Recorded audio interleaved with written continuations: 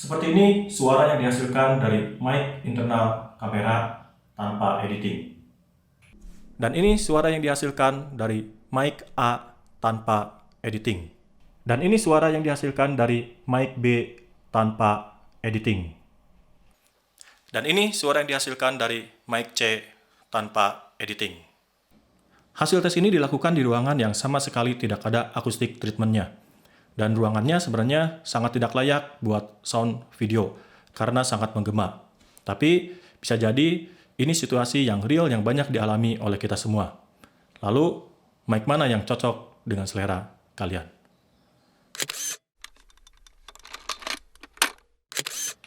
Halo, saya Gunipe. Sekarang kalian sedang nonton video yang berisi tentang sharing pengalaman akan hobi-hobi saya di bidang perkameraan, audio, traveling, sepeda, atau yang lainnya. Sebelum lanjut, jangan sungkan untuk subscribe terlebih dahulu. Awal hobi saya itu sebenarnya fotografi, dan setelah sekian lama di fotografi, lalu coba-coba untuk buat video. Tapi ada satu hal yang sangat mengganjal di dunia videografi, yaitu sound.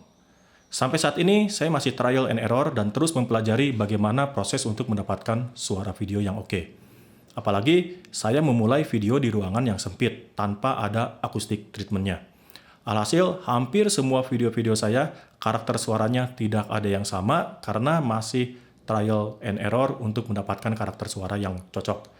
Karena kebanyakan trial and error, bahkan di beberapa video sebelumnya, sound-nya sebenarnya kurang layak. Dan sebagus apapun videonya, kalau sound-nya tidak bagus, maka orang yang lihat akan merasa terganggu. Jadi, kalau kalian punya trik untuk mendapatkan sound yang oke, boleh kasih komentar di bawah ini. Ada 3 mic shotgun yang akan saya tes, yaitu Boya.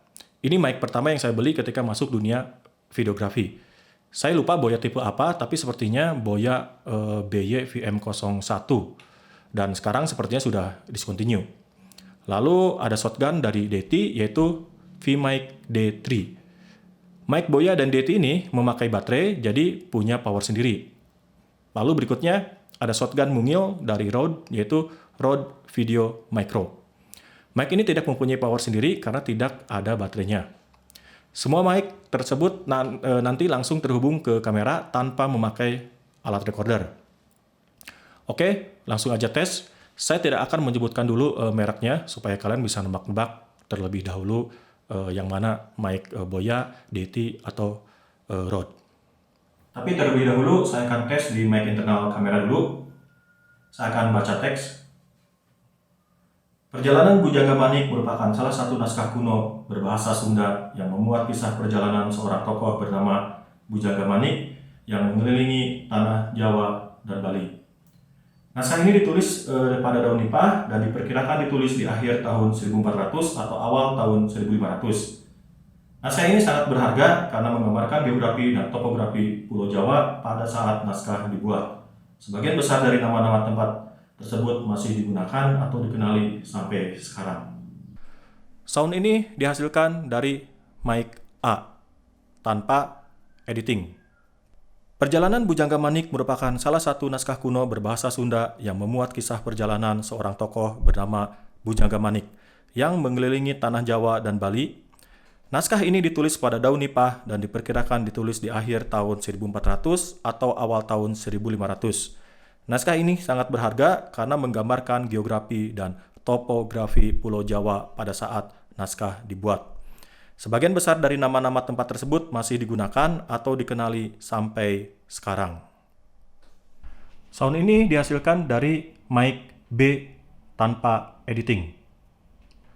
Perjalanan Bujangga Manik merupakan salah satu naskah kuno berbahasa Sunda yang memuat kisah perjalanan seorang tokoh bernama Bujangga Manik yang mengelilingi tanah Jawa dan Bali.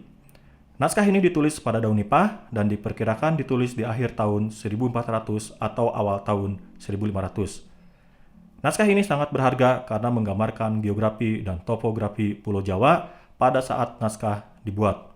Sebagian besar dari nama-nama tempat tersebut masih digunakan atau dikenali sampai sekarang. Sound ini dihasilkan dari mic C tanpa editing. Perjalanan Bujangga Manik merupakan salah satu naskah kuno berbahasa Sunda yang memuat kisah perjalanan seorang tokoh bernama Bujangga Manik yang mengelilingi tanah Jawa dan Bali. Naskah ini ditulis pada Daun Nipah dan diperkirakan ditulis di akhir tahun 1400 atau awal tahun 1500. Naskah ini sangat berharga karena menggambarkan geografi dan topografi Pulau Jawa pada saat naskah dibuat. Sebagian besar dari nama-nama tempat tersebut masih digunakan atau dikenali sampai sekarang.